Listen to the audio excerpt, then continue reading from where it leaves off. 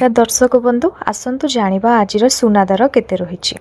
सुना एवं रूपा क्रेतांको पाही एक खुशी खबर आसी। जून 30, 2026 अर्थात आज सुना बजार उभय धातुर मूल्य रे सामान्य ह्रास परिलक्षित होईछि।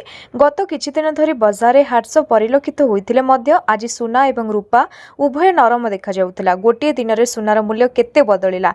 आज 24 कैरेट सुना प्रति 10 ग्राम प्राय 1.44 लाख रे कारबार होतिबा बेले देखा जाइछि। गतकाली तुलना प्राय 800 टंका रु 1000 टंका पर्यंत ह्रास पाइछि। ଏହି ସମୟରେ 22 କ୍ୟାରେଟ୍ ସୁନାର ମୂଲ୍ୟ ପ୍ରାୟ 700 ରୁ 900 ଟଙ୍କା ହ୍ରାସ ପାଇଛି। ରୂପାରେ ମଧ୍ୟ ବଡ଼ ଧରଣର ପରିବର୍ତ୍ତନ। ଆଜି ରୂପା ମୂଲ୍ୟରେ ମଧ୍ୟ ହ୍ରାସ ଦେଖାଯାଇଛି। 1 କିଲୋଗ୍ରାମ ରୂପାର ମୂଲ୍ୟ ପ୍ରାୟ 2.23 ଲକ୍ଷ ଟଙ୍କା ଥିଲା, ଯାହା ଗତକାଲିର ମୂଲ୍ୟ ତୁଳନାରେ ପ୍ରାୟ 2000 ରୁ 3000 ଟଙ୍କା କମ୍। ସୁନା କାହିଁକି ଶସ୍ତା ହେଲା?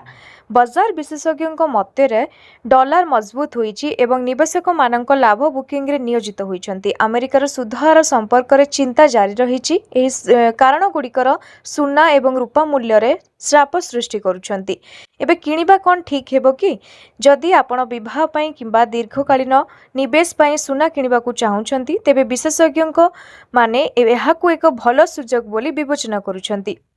ନିରନ୍ତର ବୃଦ୍ଧି ପାଇଁ ଏହି ହ୍ରାସ କ୍ରେତାମାନଙ୍କୁ ଆଶ୍ୱସ୍ତି ଦେଇପାରେ।